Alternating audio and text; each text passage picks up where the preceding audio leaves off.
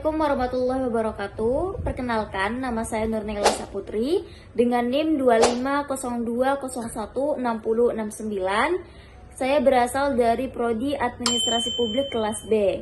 Pada kesempatan kali ini, saya akan mempresentasikan tugas mata kuliah Sistem Administrasi Negara Indonesia yang berjudul Penggunaan Model Inkremental dalam Proses Kebijakan Publik di Indonesia. Pada kesempatan kali ini juga, saya mengambil analisis kebijakan pengurangan subsidi BBM di Indonesia. BBM atau bahan bakar minyak merupakan kebutuhan yang sangat penting dalam masyarakat. Hampir setiap aktivitas seperti transportasi, distribusi barang, dan juga kegiatan ekonomi sangat bergantung pada BBM. Karena peranan BBM ini sangat penting, maka pemerintah memberikan subsidi agar harga BBM itu tetap bisa terjangkau oleh masyarakat. Namun, dalam praktiknya, subsidi BBM ini menjadi beban besar bagi negara, khususnya APBN. Hal ini disebabkan karena tingginya konsumsi BBM serta harga minyak dunia itu berubah-ubah atau tidak stabil. Karena kondisi tersebut, pemerintah tidak bisa terus-menerus menanggung subsidi dengan jumlah yang besar. Maka dari itu diperlukan adanya suatu pengurangan subsidi secara bertahap. Nah, kebijakan ini sebenarnya membantu untuk mengurangi beban negara. Namun di sisi lain, terdapat juga dampak bagi masyarakat seperti naiknya biaya transportasi, naiknya harga barang, dan menurunnya daya beli. Selanjutnya, saya akan menjelaskan terkait pengertian dari model inkremental. Nah, model inkremental adalah model yang dikembangkan oleh Charles Eilenbaum. Nah, model inkremental ini adalah perubahan kebijakan yang dilakukan sedikit demi sedikit atau secara bertahap, bukan perubahan besar yang dilakukan secara langsung. Jadi, pemerintah tidak menghapus kebijakan yang lama, tetapi memperbaikinya secara bertahap dengan kondisi yang ada. Model ini digunakan karena dalam kenyataannya pemerintah tidak selalu mempunyai informasi yang lengkap, waktu yang cukup, atau kondisi yang ideal untuk membuat perubahan besar sekaligus. Dalam kebijakan BBM di Indonesia, model inkremental ini sangat terlihat jelas. Pemerintah tidak langsung menghapus subsidi, tetapi melakukan beberapa langkah bertahap. Yang pertama yaitu melakukan penyesuaian harga BBM secara perlahan. Yang kedua, membatasi jenis BBM yang masih disubsidi dan memperbaiki sistem penyaluran subsidi agar lebih tepat sasaran.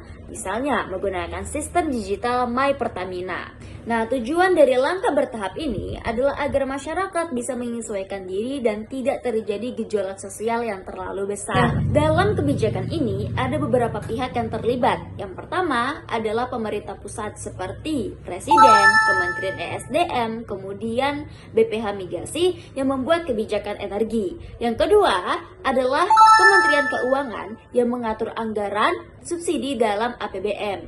Yang ketiga yaitu adalah Pertamina yang menjalankan distribusi BBM di lapangan. Yang keempat adalah DPR yang berperan dalam pengawasan dan persetujuan anggaran. Dan yang terakhir adalah masyarakat sebagai pihak yang paling terdampak langsung dari kebijakan ini. Dalam kebijakan ini, pemerintah harus melakukan kompromi atau keseimbangan. Di satu sisi, pemerintah harus menjaga APBN agar tidak terlalu terbebani subsidi. Namun di sisi lain, pemerintah juga harus menjaga agar masyarakat tidak terlalu terbebani akibat kenaikan harga BBM. Nah, karena itu, selain pengurangan subsidi, pemerintah juga memberikan bantuan sosial sebagai bentuk kompensasi kepada masyarakat yang terdampak. Nah, apa aja sih tahapan-tahapan dari pengurangan subsidi BBM dalam model inkremental? Nah, yang pertama yaitu adalah pemerintah harus mengidentifikasi masalah bahwa subsidi BBM terlalu besar dan tidak tepat sasaran. Yang kedua, dilakukan penyesuaian kebijakan secara bertahap seperti perubahan harga dan aturan subsidi. Yang ketiga, ada proses negosiasi antara pemerintah, DPR, dan pihak terkait lainnya. Yang keempat, kebijakan diterapkan secara perlahan agar masyarakat bisa beradaptasi. Dan yang terakhir, dilakukan evaluasi untuk melihat dampak kebijakan seperti inflasi, daya beli masyarakat, dan efektivitas subsidi, kemudian dilakukan perbaikan jika diperlukan.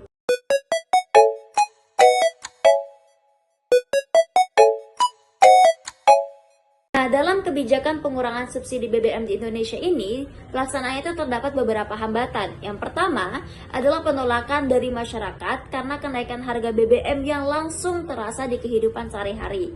Yang kedua adalah kurang pemahaman masyarakat karena sosialisasi yang belum maksimal. Yang ketiga adalah tekanan politik karena kebijakan BBM ini sangat sensitif dan berpengaruh pada stabilitas sosial dan politik.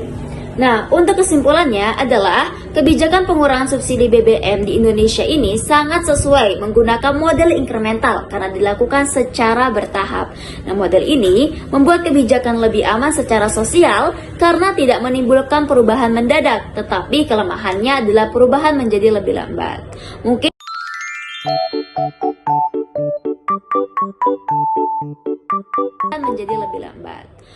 cukup sekian presentasi yang saya berikan. Kurang lebihnya mohon maaf. Saya ucapkan terima kasih. Wassalamualaikum warahmatullahi wabarakatuh. I just had to let you know you're